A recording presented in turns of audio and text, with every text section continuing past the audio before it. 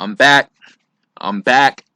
I'm back, ladies and gentlemen. RFG is back at it, and I'm here today to relay the true information regarding the deity that we all know as Medusa. Okay? Now, on the books, mainstream Greek mythology has it that the goddess Medusa, okay, she is supposedly one of the daughters of Zeus, and she's depicted as a monster. Okay, Greek mythology depicts her as a monster with serpents coming out of her head, really angry, evil face, you see. And they say that she turns men to stone, you see. But what a lot of people don't overstand is that the Greek society, the etymology of Greek means backwards. So what happened with Greece was they were given information that was falsified, okay? And that was done on purpose. That was done on purpose after Alexandria was burned down, okay? The Greeks got mostly backwards information out of Kemet, okay? Because when you look at Greek mythology, this deity right here was depicted basically as a demon. You know what I'm saying? As a demon. And we all know the Greeks and the so-called, European societies, they vilified the serpent. You see? In the Bible vilified the serpent, you see? So if we look at this shit from a Christian Hebrew, mainstream perspective, we're automatically gonna be programmed to think that this deity is evil. You see, but RFG, this channel, like I said, this channel is to undo the mind fuck. It is to undo society's mind fuck that it has casted over the world. Because like I said before, everything that's been put in our face to represent evil actually means good. Everything that's put in our face to represent good really represents evil. Okay, the Zionist warlocks have flipped our world upside down, and goddammit, RFG is here to flip it back right side up.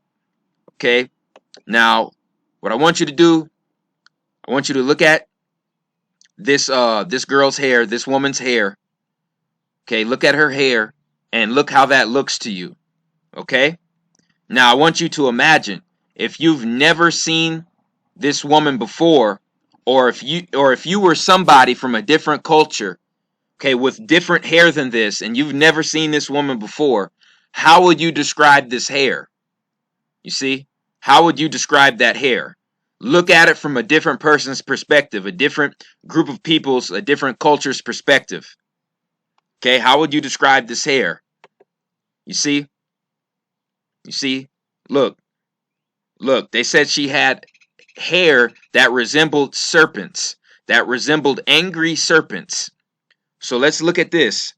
Let's look at these dreadlocks right here. Let's look at these curled dreadlocks right here. Okay, you don't see a resemblance? You don't see a resemblance? You see? You see, the angry serpents are nothing but curled dreadlocks, folks. Okay? Medusa was one of the original Nagas. Let me repeat. Medusa was one of the original Nagas that inhabited this earth, and she was one of the keepers of certain interdimensional portals over this earth. Okay? And we're going to go ahead and prove that because the etymology of Medusa means guardian. All right? A genus name from Medusa, the name of one of three gorgons with snakes for hair, whose glance turned to stone whomever looked upon it.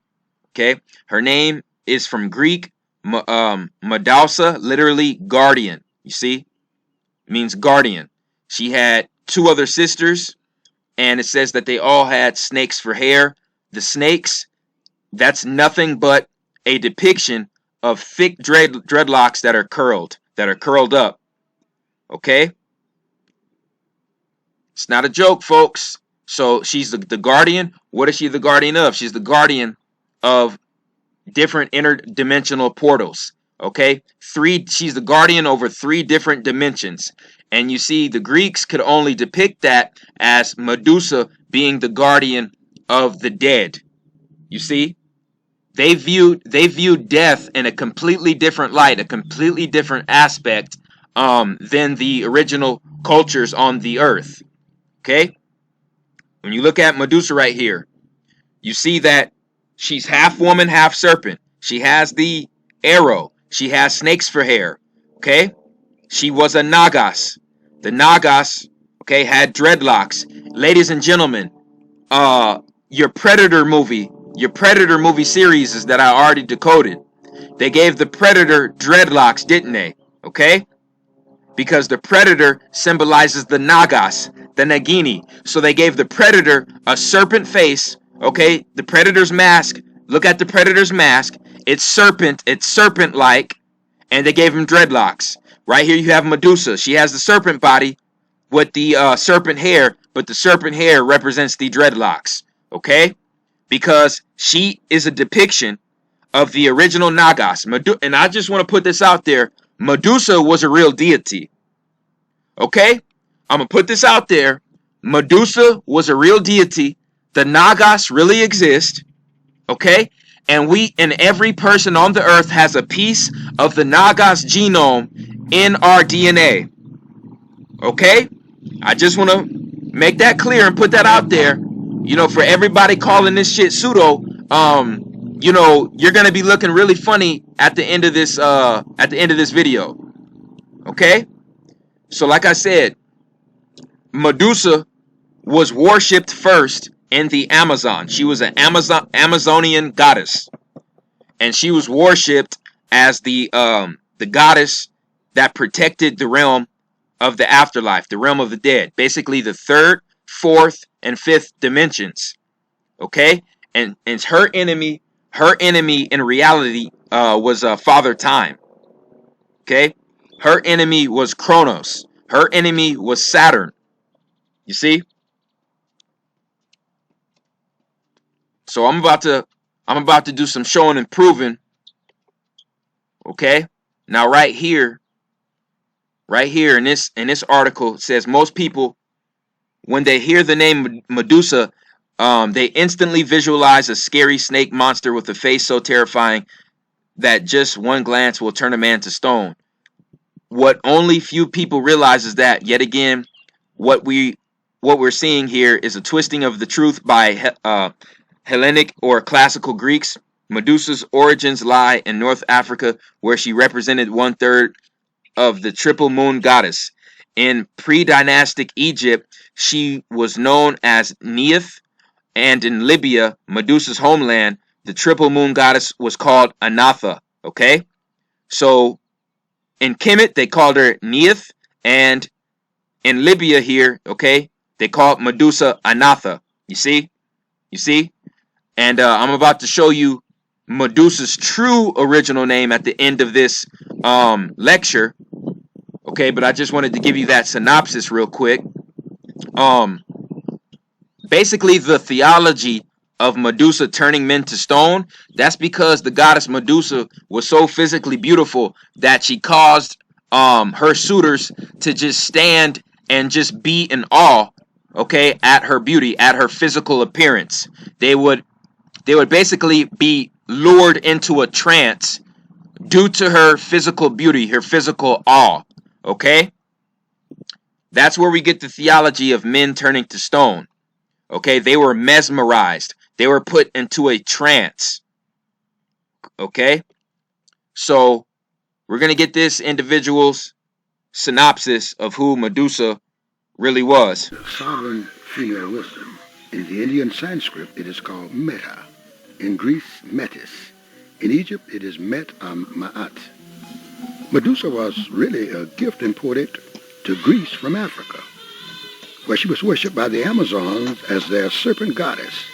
Medusa, Metis, was the destroyer aspect of the great triple goddess, also called Neith, Anith, Athene, or Athena in North Africa, and Athena in 1400 BC Minoan, Crete. In her images, her dreadlocks, while pointing to her African origin, resembles cobras. This African goddess has been much maligned by the Greek myth that conveys the general information we have inherited about her.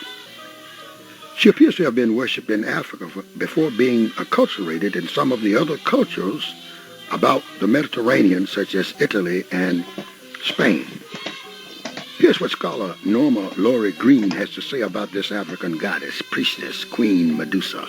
I quote, Medusa was so remarkable for her person that the black god Poseidon fell in love with her. She wore hair entwined with royal serpents like the heads of Egyptian queens and high priestesses, high crowned with rows of raised cobras' heads, adorned over the third eye with a glaring uraeus. Unquote. That's taken from Priestesses. Norma Laura Goodrich, page 176. Medusa rivaled Athena in beauty and power and became her enemy. Perseus is said to have surrendered to her beauty while she was dead, which provides a reason why he took her head with him to show the Greeks. However, it was the goddess Athena who was responsible for culturally transforming Medusa into a mythological monster and depicting Medusa's image as hideous.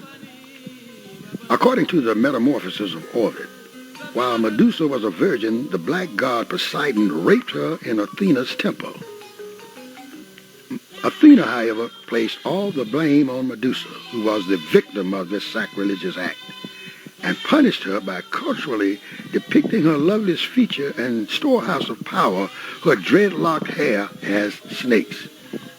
I quote, the Greeks were not entirely sure why the remarkable beauty of Medusa, who enthralled Poseidon, was metamorphed into what they considered hideousness: round face, protruding tongue, flared nostrils, glaring eyes, black curls entwined with serpents. Unquote. That's taken from Priestesses by the same author, Norma Laurie Greenwich, page 176. My own opinion about the appearance of Medusa's hair is based on the hairstyle of many persons of African descent, notably those of the West Indies, is that the cobras were really dreadlocks. The Rasta men, members of the religious community who worship a living black god, let their hair grow without allowing a razor to cut it until it becomes entangled and matted into dreadlocks. These locks resemble entwined cobras. Medusa, quite simply, was an African goddess whose dreadlocks were her life force and power. After Perseus beheaded Medusa, he departed the Atlas Mountains and notices another African priestess, Andromeda, chained to a rock, and he rescues her. Consequently, this Perseus is responsible for transporting two African priestesses to Europe. Priests and priestesses are normally repositories of their people's religious traditions and rituals. Thank you.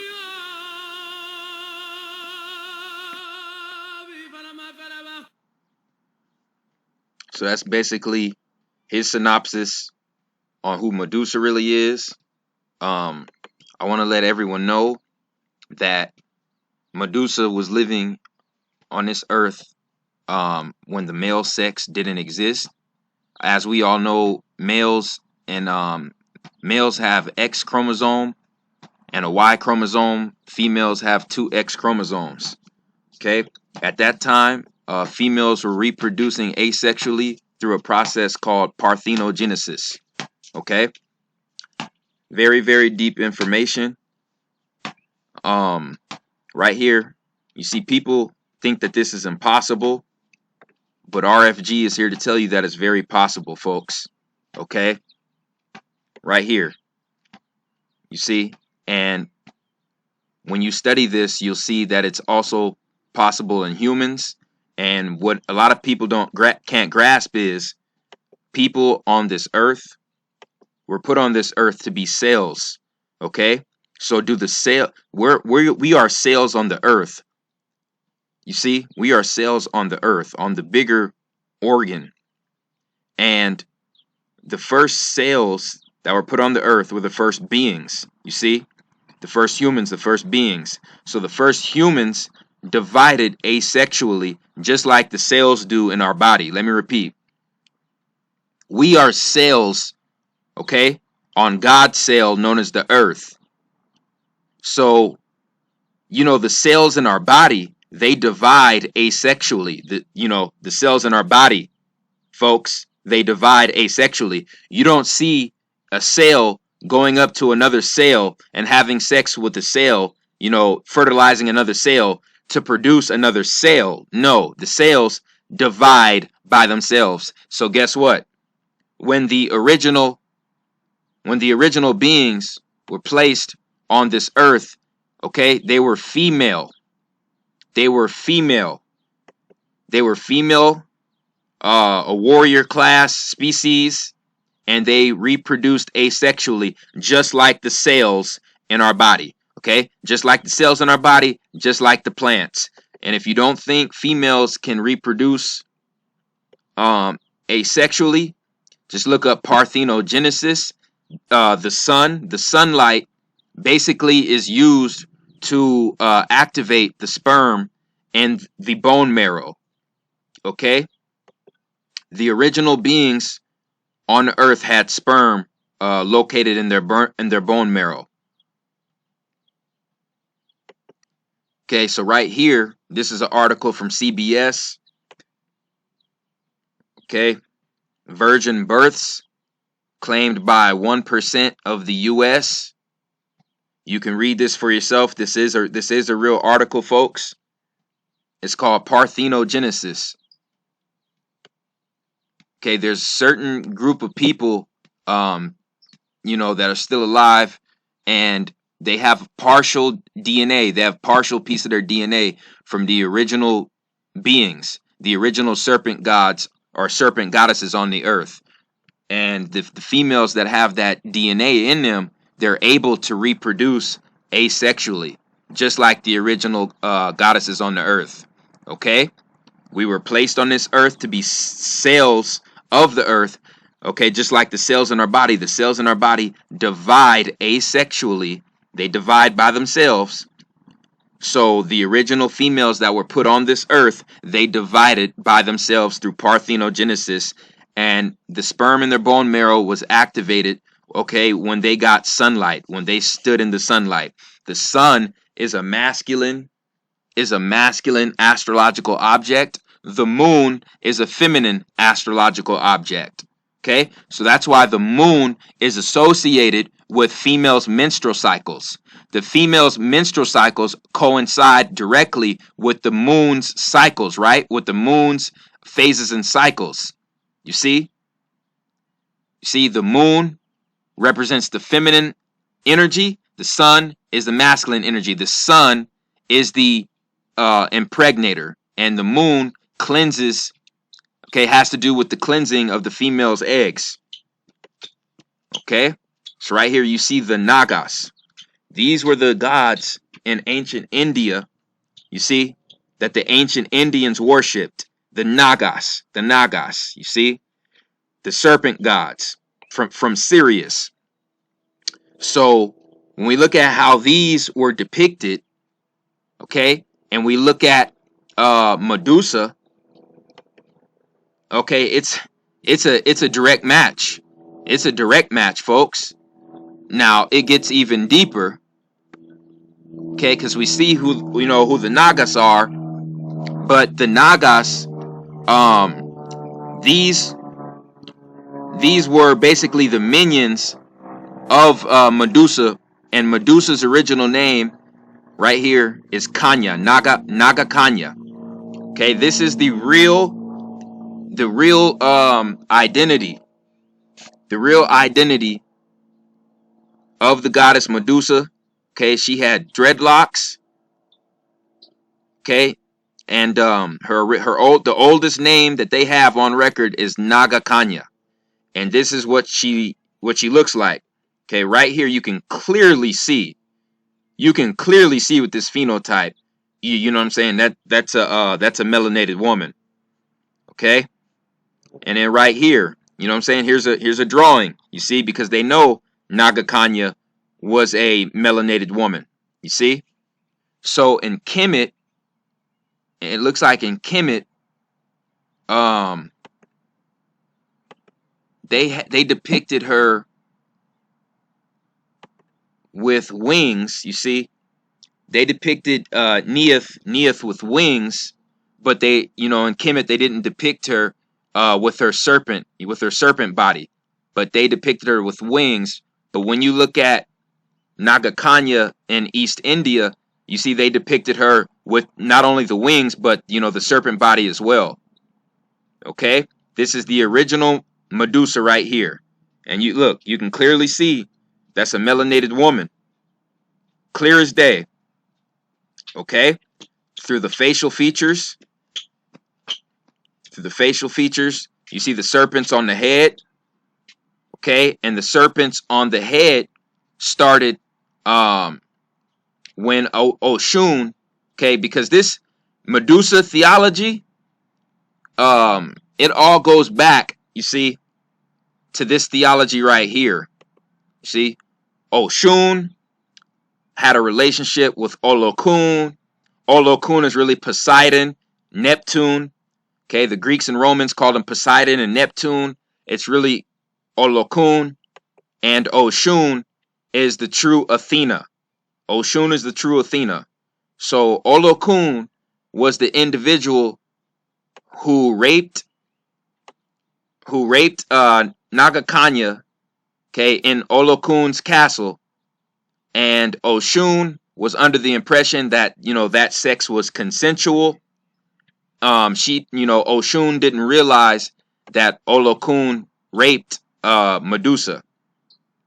Okay, and because of this, Oshun grew jealous, and Oshun had statues made of Medusa, and instead of depicting her dreadlocks, Oshun made sure that the statues depicted snake hair, okay, instead of the dreadlocks. So the whole notion of the serpents coming out of the head, serpents coming out of Medusa's head, that comes from Oshun. That comes from the jealous action, okay, of Oshun. Oshun thought that Olokun and Medusa had consensual sex. She didn't realize that Olokun raped Medusa. Okay, because Medusa was a virgin, because Medusa was the original, represented one of the original female species on the earth, and she produced asexually. Hello folks, time to wake up. Didn't it say on the books that Medusa was a virgin? Hello, that's because she could only produce asexually, just like the original females on the earth, just like the original Nagas on the earth. Okay, female Amazonian warriors. And like I said, Medusa's real name is Naga Kanya. Okay, right here. Look at that. Look at that. Look at that. Okay, right in front of our faces. The serpents are a depiction of the dreadlocks. You see, right here you have Kali. You see, another goddess that's tied to Vedic, Vedic theology. Okay, it's not a game, folks. It's not a game. And this is for everyone who basically calls this pseudo. There is a so-called disease called cyrenomyelia. I want everybody to look this up. Cyrenomyelia. Cyrenomyelia is when babies are born with both of their legs fused together, and not only are the legs fused together, you're not able to see the genitals at all. Okay, and most of the time, okay, they don't even have feet. It's just like, it's one giant like web. Okay, it's called Sirenomelia. Why is it called Sirenomelia? Because the original definition of siren is mermaid. Okay, so these particular babies, they inherited a gene from the original beings on the earth. Okay, right here. It's for everybody calling this pseudo. If this is pseudo, where are the genitals on these babies? Okay, not only, folks, not only are the legs fused together, where are the genitals? And we all know when we look at, okay, when we look at beings and deities like Nagakanya, aka Medusa, look, we don't see no genitals. Let's look at Olokun. We don't see no genitals. And folks, you think our ancestors built these statues for no reason like this? Y'all better wake up, man. You guys better wake up, because individuals like this, you see mainstream biologists, mainstream scientists, they like to call shit like this genetic defects. I beg to differ. I just believe that these individuals inherited a gene from the original beings on the earth. Okay? Okay? You call me pseudo? You calling RFG pseudo? Okay? If this was just the legs fusing together, okay, why the hell aren't the genitals outside of the legs? Do you understand what I'm saying? Like right here, I think that's the umbilical cord, a piece of the umbilical cord. No, the genitals are not even outside of the damn, of the damn fin, because that's what it is. That's what the hell it is. Okay, that's what happens when you call RFG pseudo. RFG nails your ass with documented biological forensic evidence. Okay? Okay? Okay, so, that right there basically sums up this lecture. And, to add fuel, to the fire, to add more nails in the coffin, this is how we all start out. You see, this is how our physical bodies all start out when we enter this earth, when we enter this third dimension. You see, let's look at the fish embryo. Let's look at the fish fetus. Let's look at the salamander, the tortoise fetus. Okay, the chicken fetus, the calf, the cow fetus, and the human fetus. It's all the same, folks. It's basically all the same. And you know what that means? That means that we were all genetically spliced into existence by the same beings. Okay? By the same beings. That's why the Egyptians had animal heads on their gods. Because guess what? That was literal. Because that was literal. Genetic splicing on the earth is real. Okay? I'm shattering paradigms, man. That's really all I had to say on this topic. RFG is back. They can't hack me. Okay? They can't hack me anymore. They can't try to silence me. They can't threaten me. They can't flag me. See what I'm saying? I'm out here shattering paradigms. But eventually, like I said, as this channel grows, they're going to refer to me as a cult leader. Going to refer to me as a cult leader. Mark my words. I appreciate everyone who supports RFG and Atlantean movement. Please like, share, and subscribe. It's the chosen one, man. I'm